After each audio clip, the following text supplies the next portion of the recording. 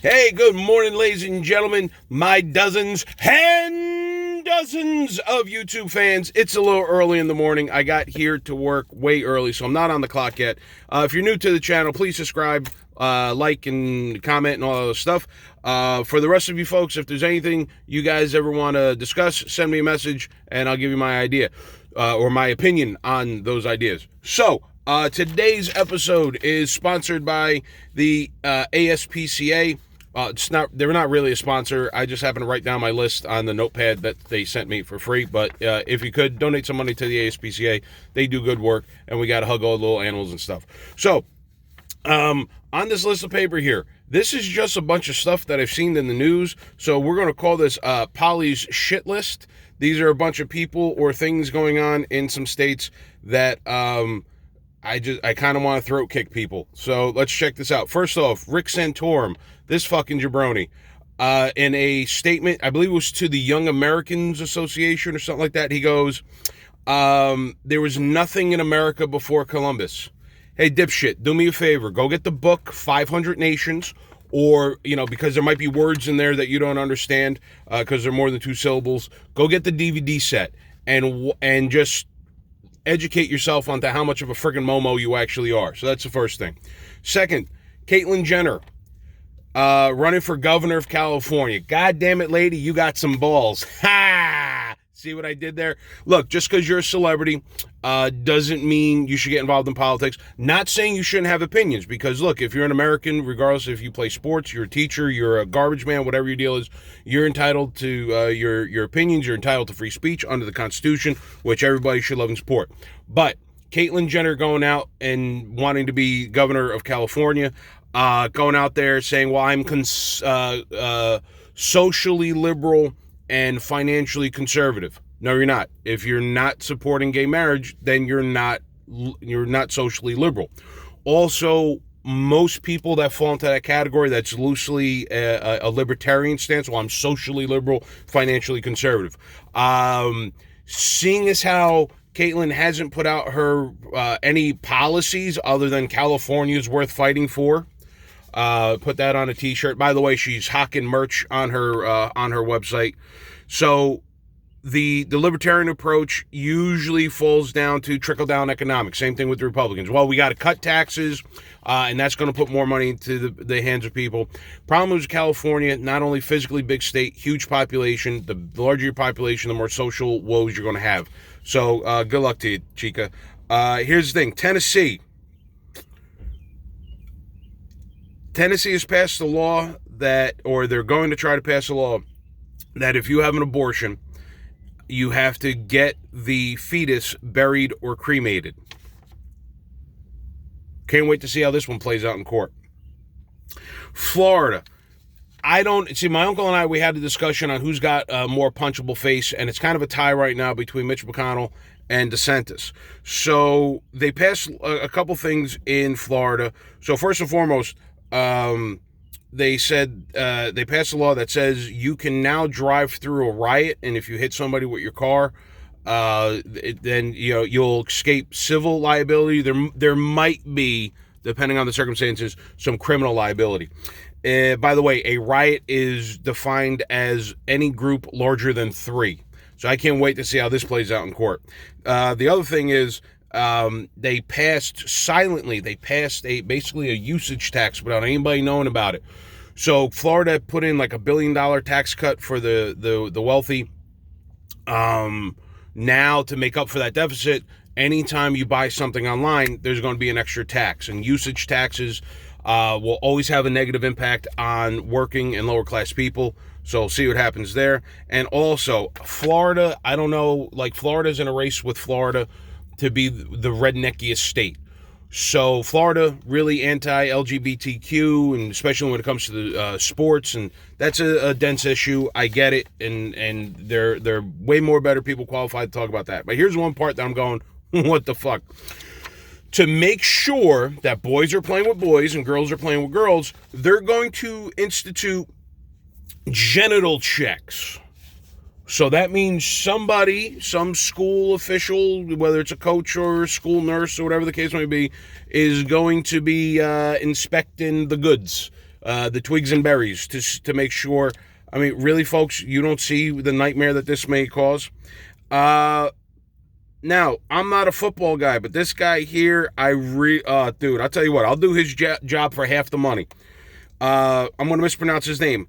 Dak Prescott, I believe he's of the Cowboys, said he had turned down a contract, or he's bitching about his contract, that $34 million is not enough money. And his words were, how do I raise a family? Bro, even if that was a 34-year contract, some of my fellow employees are looking at me like I'm losing my mind here, because I am. Even if, okay, you got a $34 million contract, let's just say that's $1 million a year. You're still doing better than about 85% of Americans.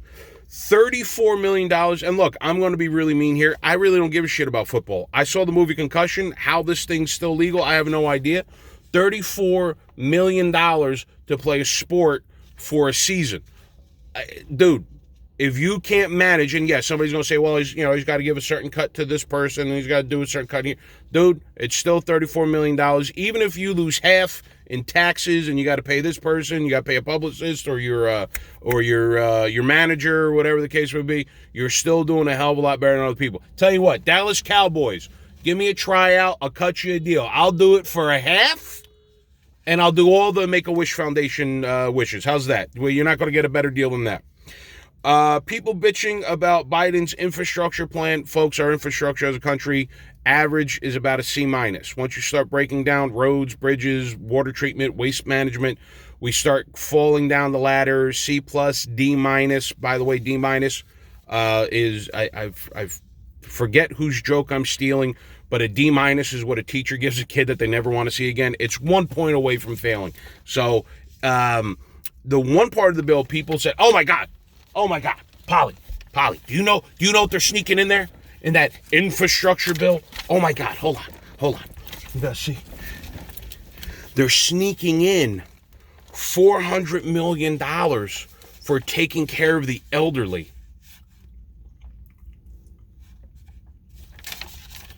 And? What's your point? Do me a favor. After this video, go over to the John Oliver channel over on HBO and check out the video they did on caretaking for the elderly, senior living. I shit my pants when they said that an elderly woman with dementia, I believe it was in South Carolina, somehow, because people weren't paying attention, because all the nurses are overworked, she left the facility, fell down an embankment, and got eaten by an alligator. So, money to take care of the elderly? Yeah, son of a bitch. By the way, the U.S. military wasted $21 billion on VR headsets for training purposes. And let's see, Ray Grabowski of Louisiana. I've never heard of this guy. Actually, I went to school with a guy by the name of, I think it's Grabowski. But a representative from Louisiana in a debate. Why aren't schools teaching the good aspects of slavery? Do I got to give commentary on this there, guy? Really? All right. And finally, on the poly shit list, basically anything Tucker Carlson says. I've been watching him as of late, and his hair is really bothering me. And I know you shouldn't judge people, but, bro, run a comb through it. The second thing is, the dude's saying a lot of dumb shit. Some researchers over at a couple of universities ran the numbers, and they basically said, because you can't say definitively, oh, everything Tucker Carlson says is bullshit, because statistically it's impossible. Broken clock is right twice. You know what I'm saying? So they ran the numbers, and after much research and debate, they basically figured out that 97.382% of what Tucker Carlson says is bullshit. He's going after people with masks. If you see people in public wearing a mask, guys, we're in the middle of a goddamn pandemic. Hopefully it's come to an end. People getting the vaccines and stuff. It's, come on, dude. Like, really, you're gonna assault people with masks? So let me ask you this there, Tucker. So one of your little pro-Trump boy, whatever, they go over and harass somebody wearing a mask, and that person with a mask kicks the ever-loving shit out of them. What's next?